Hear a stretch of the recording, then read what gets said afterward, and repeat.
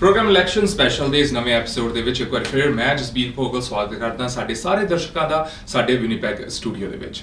ਜਿਵੇਂ ਤੁਸੀਂ ਸਾਰੇ ਜਾਣਦੇ ਹੋ ਕਿ ਪ੍ਰੋਵਿੰਸ਼ੀਅਲ ਇਲੈਕਸ਼ਨਸ ਮੈਨੀਟੋਬਾ ਦੇ ਵਿੱਚ ਅਨਾਉਂਸ ਹੋ ਚੁੱਕੇ ਨੇ। 10 ਸਤੰਬਰ ਨੂੰ ਇਲੈਕਸ਼ਨ ਹੋਣ ਜਾ ਰਹੇ ਨੇ ਔਰ ਇਲੈਕਸ਼ਨ ਸਪੈਸ਼ਲ ਨਾਮ ਦੀ ਇਸ ਕੜੀ ਦੇ ਹੇਠ ਅਸੀਂ ਗੱਲਬਾਤ ਕਰਦੇ ਹਾਂ ਜਿਹੜੇ ਕਿ MLA ਕੈਂਡੀਡੇਟਸ ਨੇ ਵਿਨੀਪੈਗ ਦੇ ਅਰਾਊਂਡ ਏਰੀਆਜ਼ ਦੇ ਵਿੱਚ ਜਾਂ ਫਿਰ ਵਿਨੀਪੈਗ ਦੇ ਵਿੱਚ ਇਹਨਾਂ ਇਲੈਕਸ਼ਨਸ ਦੇ ਵਿੱਚ ਜਿਹੜੇ ਪਾਰਟਿਸਿਪੇਟ ਕਰਨਗੇ ਔਰ ਇਸੇ ਕੜੀ ਦੇ ਤਹਿਤ ਅਸੀਂ ਗੱਲਬਾਤ ਅੱਜ ਕਰਾਂਗੇ ਨੋਟਰਡੇਮ ਕਨਸਟੀਟੂਐਂਸੀ ਤੋਂ NDP ਦੀ MLA ਕੈਂਡੀਡੇਟ Malaya Marcelino ਦੇ ਨਾਲ।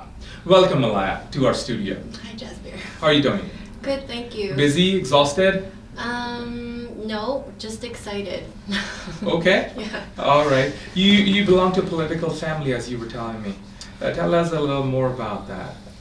Sure. Well, my mom is Marcelino. She was the MLA for Logan. She's been an MLA for the last 12 years.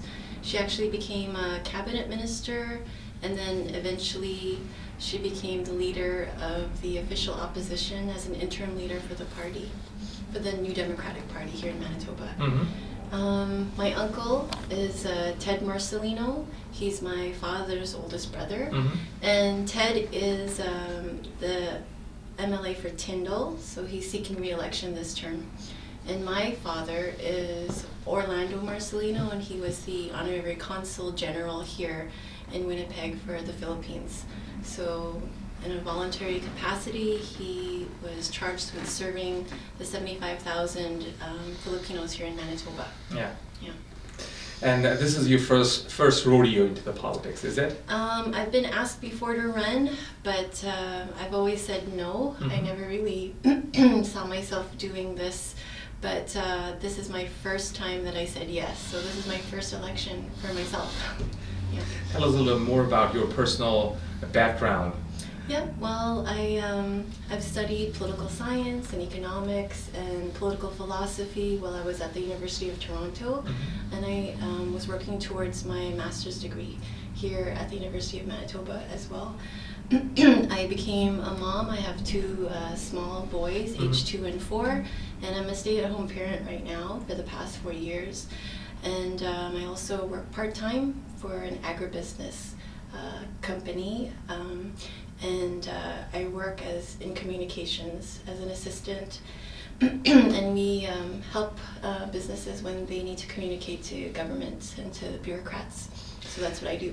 So how did you decide coming into the politics, being the mother you are, being a student as well? Well, it was not an easy decision. As a mom, your priorities are always your children first and the family first. It was not an easy choice. Wab Kanu, who is the leader of the New Democrats here in Manitoba, he asked me to try to run in the nomination so that I could become the NDP candidate here in Notre Dame. He asked me in January, and it took me almost 4 months to formally say yes. But a couple things happened along the way that made me decide to do this. The first was my son. He was only 1 year old at the time. Mm-hmm. And he fractured his right tibia where it meets the foot. Yeah. We took him to the children's ER, Mm-hmm. and we were told by the triage nurse that it would take 2 days Oh, before wow. he would be seen. For a kid? For a baby who was crying Oh my God. in extreme pain.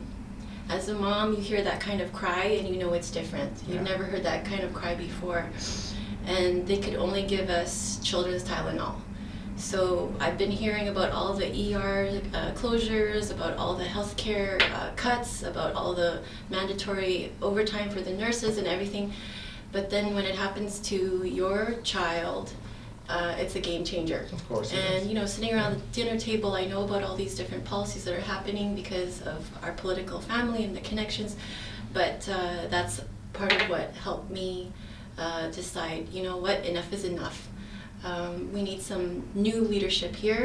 We need to prioritize our children. We need to prioritize our community's health. And this is not okay. We are not a political priority for them. The Winnipeg Police Chief, Danny Smythe, has asked for help with this. And There are lots of federal funding dollars left on the table because this provincial government was not cooperating and was not negotiating with the federal government. Money for housing, money for guns and gangs that the police desperately need to fight these syndicates that are running the drugs and even child sex exploitation rings here in our city, in our constituency. And there's been money that was not accessed for treatment beds for people on drugs. So basically, if you're on drugs, you either go to the hospital. Let's say you're high on drugs, high on meth, you either get picked up by the police and you go to the remand center, or you go to the emergency room. Neither is a place where you're gonna find treatment and long-term treatment that you possibly need, and then transitional housing after to get yourself out of this. So this is not happening right now, and it was our family friend that this happened to them. So it was a shocking event, but what was even worse was the lack of response by the people in charge to deal with this. So it's affecting our frontline workers. Nurses and doctors are getting attacked here. Even Winnipeg transit drivers, they're also frontline workers in a way. There's been killings. Because they're dealing with it. I'm sure, people are driving taxis. Anybody that has to do with this interface with the public is getting affected by this. And we need to do something. So I want to be part of that change. I don't plan to be doing this forever. I have my family that I really, really care about that I need to prioritize as well. But we have this ability to lead, and so I am going to do my best to try to take on this mantle and take on this challenge and do this for the community that we love very much. Well, sometimes to bring the change, you need to be the change yourself. That's Gandhi? what you're doing, right? I don't know, that was me actually. Jazz, I think that was Gandhi. Okay. Well, of course, like we're touching on very, very serious issues like ER closures and then drug addiction. There need to be some dedicated drug de-addiction centers to help the youth, because drugs eventually lead to crime as well, and most of the times very violent crimes. I would say. So what is NDP's approach towards the opening of the ERs if they come into the power? With ERs? Well, with the emergency rooms, the NDP has said that they're promising to open Seven Oaks and also Concordia Hospital. You mean you are promising to open, not they are?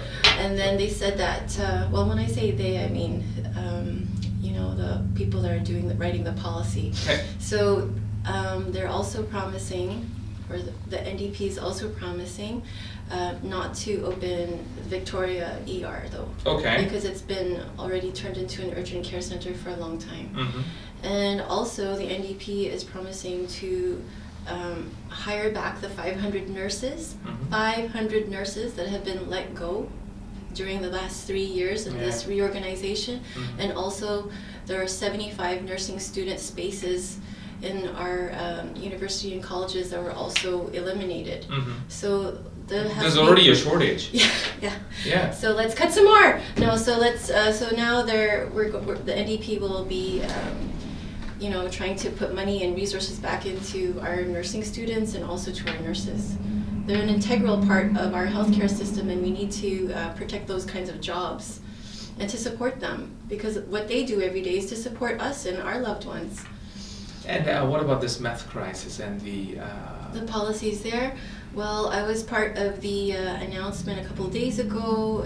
It's actually very exciting because, as I said, right now, unless you have a lot of money and you can access one of those private drug treatment centers, there's nowhere really for somebody to go unless they're in prison first.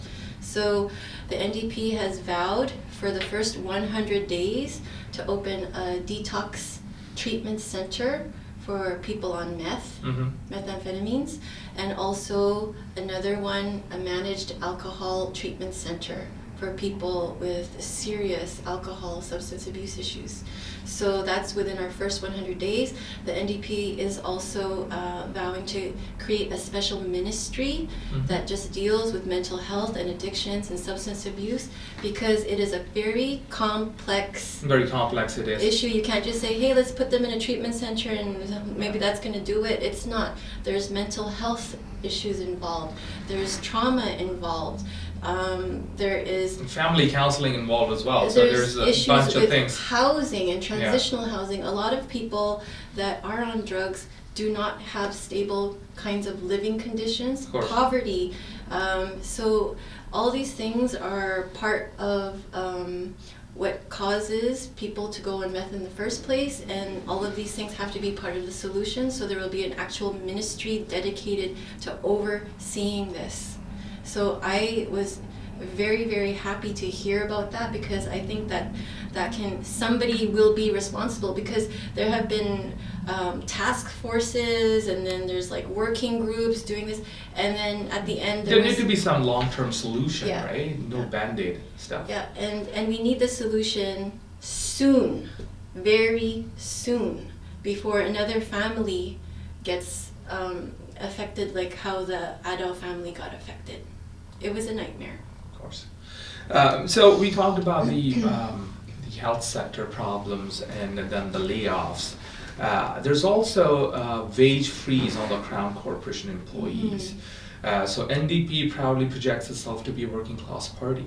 So what are they going to do about those wage freezes? Well, the first step in dealing with different groups like that is coming to the table, being able to be open to negotiations and to have that kind of relationship based on respect with different unions, and starting from there. So I wouldn't be able to say exactly what kind of amounts or money involved or resources like that, but just that general attitude that is very different from the current powers that be, to have respect for workers, to have respect for unions, and all these people in the health and education sector especially, so that we can come to the table and be the best that we can be for our communities. I think that's an important attitude shift that needs to take place. Of course. Yeah. There's been an interesting thing that happened when the PC party, they announced elections a year earlier, before they were supposed to be. What do you think was the reason behind the government in doing so? And then they also did a PST cut in a hurry, sort of a thing. Was it just to give a candy in the hands of the voters, and announcing the elections early to get some benefit out of that? I can't say exactly, Jazz, because I'm not in the mind of Pallister. I mean, there are those fixed election dates for a reason.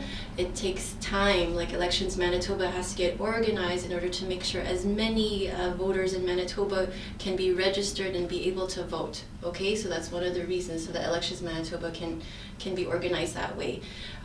There also has to be time for each party, so that each party can recruit valuable candidates. And you can't just say, hey, now there's an election, let's get this candidate over here. If you're a very all the planning that if you're a very qualified candidate, are you just going to leave your job at the drop of a hat like that? You have to let your job know in advance that this is something that you might want to be doing. It takes planning, and that's why, to get the qualified candidates, to make sure that as many voters can come out as possible, that's why we all agreed on the fixed election date. And this is how it is in every jurisdiction. So to not do this at this time is trying, obviously Pallister is trying to have an advantage, calling it at any time. So that's what he's doing. He thinks that the PST cut is going to be enough for people, but I think what people will remember are the cuts to healthcare and all these other kinds of things that are happening in the city, all the disarray that's happening here. So we hope it backfires. Well, whether for the benefit in the elections or not, but the PST cut of 1% would definitely bring in some deficit. and as the experts say, it's going to be about $325 million or something. Okay. So what is NDP's, what will NDP do about it? Are they going to bring the PSD back up to 8%, No, or do they have some other strategy to offset that deficit? Well, Wab Kanu, who is the NDP leader now, has said that he will maintain the PST at the 7%.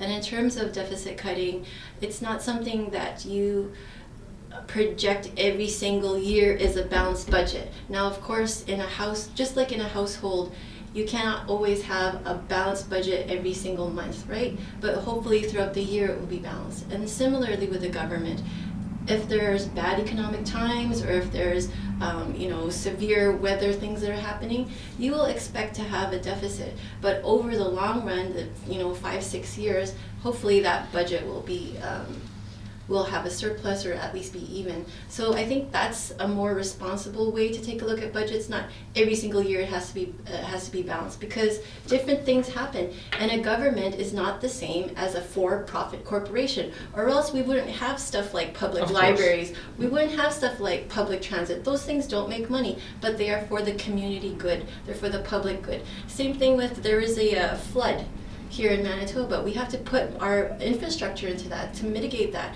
And right now we're ready for a 1 in 700 year flood. Before we used to be ready for a 1 in 100 year flood, and now we're ready for a 1 in 700 year flood. On communities to the east of us and to the west of us and other provinces, we're having lots of flooding this year, and not us, because we're prepared. And so that's what infrastructure dollars go to. That's what money goes towards. Of course. So it's not an every year balanced budget, but throughout the 5-6 years, it will be balanced. And as weather or good times and bad times happen, governments need to be able to respond and not be so ideologically constrained. Of course. Like, financially like that. It will change with the situation. And I think prevention is cheaper than, having to pay for things down the road. So for example, money towards early education, money towards prenatal health care, money towards, to prevent child poverty. Those are preventative measures that actually cost less than, putting somebody in jail down the road later, or expensive health kinds of expenditures down the road, like with hospitals. So I think that putting money towards prevention is a way to actually save money. Prevention is always better than cure. So we will take a break here. That's Jazz's talk. That's not Gandhi anymore. Okay. ਹੁਣ ਵੇਲਾ ਜੀ ਇੱਕ ਛੋਟੇ ਜਿਹੇ break ਦਾ। ਇਸ break ਤੋਂ ਬਾਅਦ ਫਿਰ ਗੱਲਬਾਤ ਜਾਰੀ ਰੱਖਾਂਗੇ ਅਸੀਂ ਮਲਾਇਆ ਮਾਰਸਲੀਨੋ ਦੇ ਨਾਲ।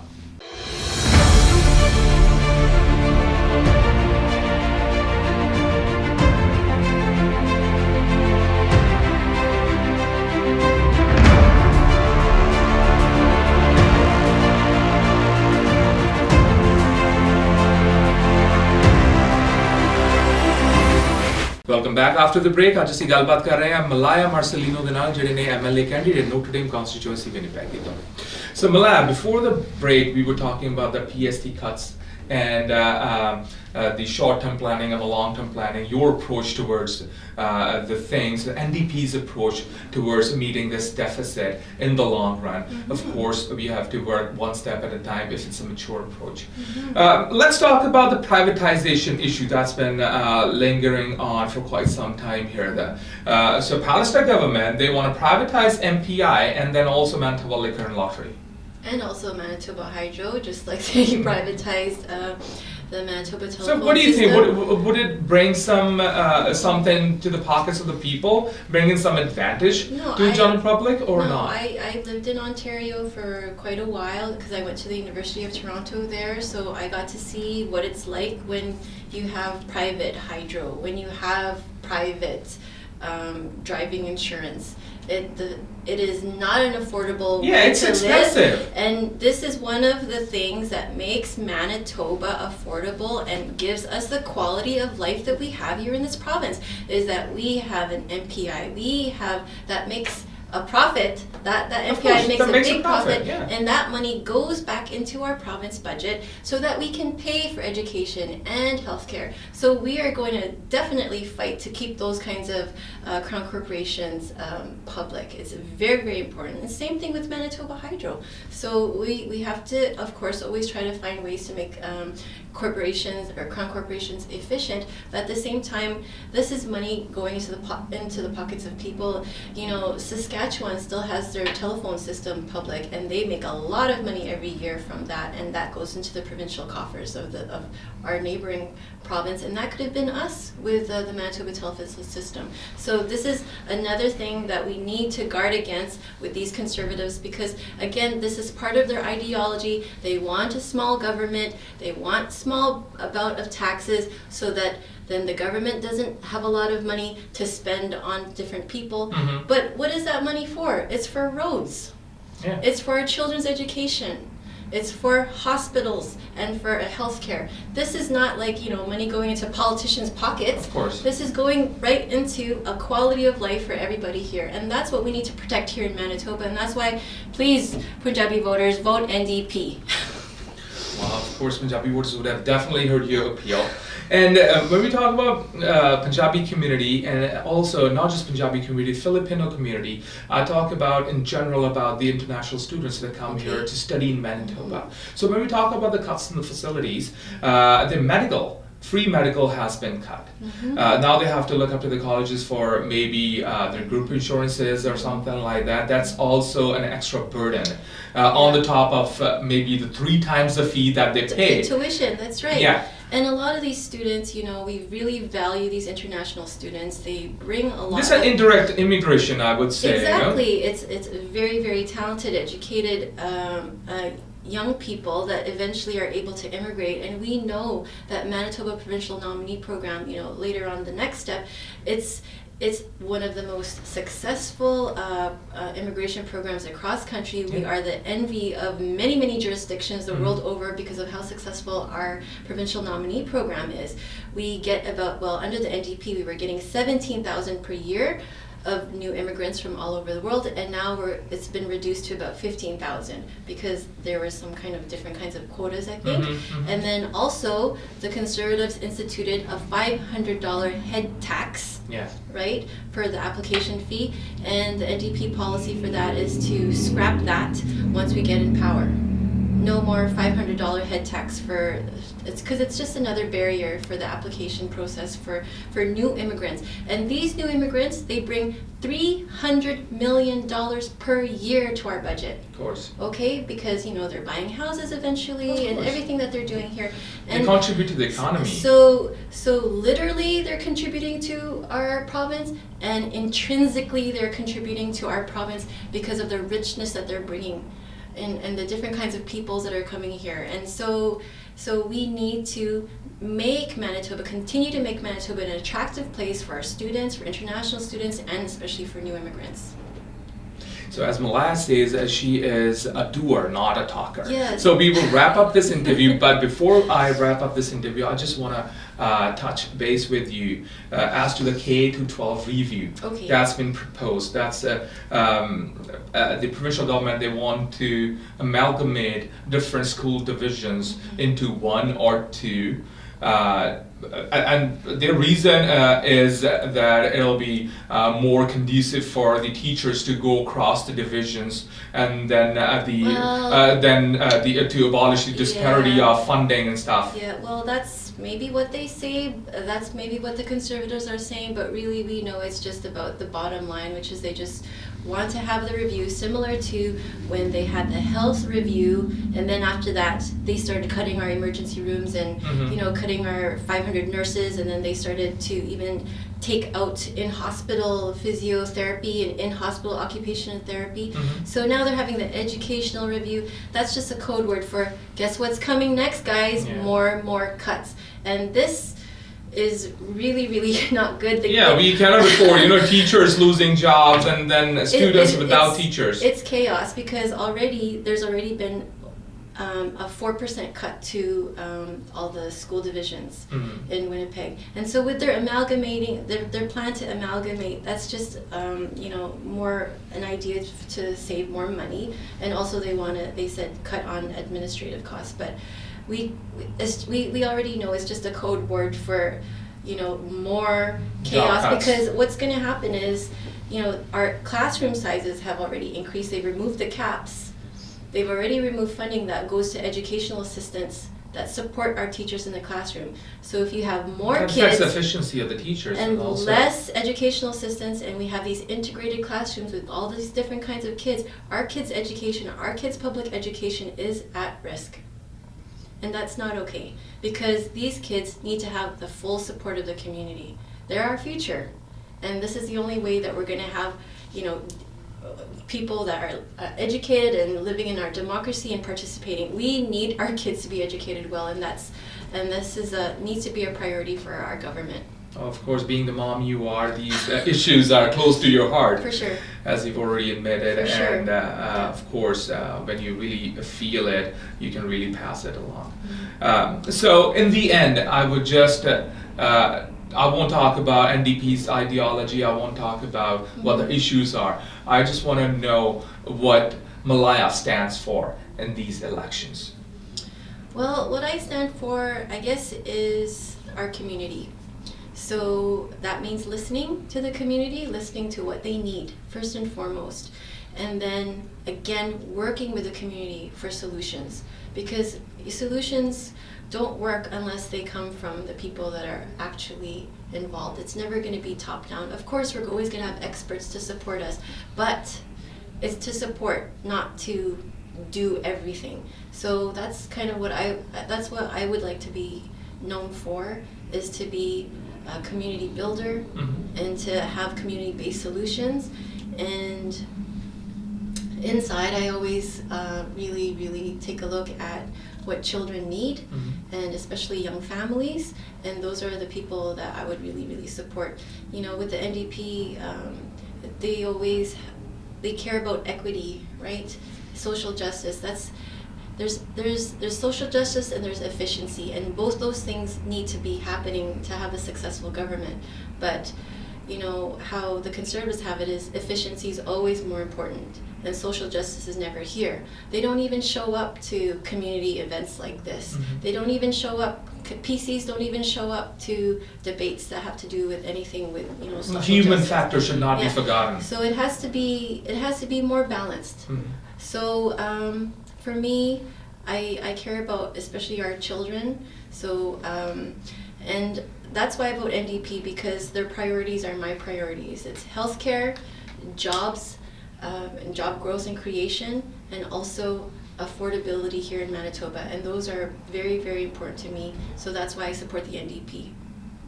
Thank you so much, Malaya, for coming in our studio, and all the very best. Thank you. For your run as an MLA, and we wish you all the very best. Thank you, Jess. Thank you. Very nice meeting you. You too. Programme election special ਦੀ ਇਸ ਕੜੀ ਦੇ ਤਹਿਤ ਅੱਜ ਅਸੀਂ ਗੱਲਬਾਤ ਕਰ ਰਹੇ ਸੀ ਮਲਾਇਆ ਮਾਰਸਲੀਨੋ ਦੇ ਨਾਲ, ਜਿਹੜੇ ਨੇ MLA candidate from Notre Dame constituency of Winnipeg.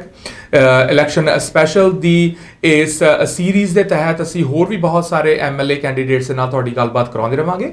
ਅੱਜ ਦੇ ਲਈ ਆਪਣੇ ਹੋਸਟ ਜਸਬੀਰ ਭੋਗਲ ਨੂੰ ਦਿਓ ਇਜਾਜ਼ਤ। ਸਤਿ ਸ਼੍ਰੀ ਅਕਾਲ।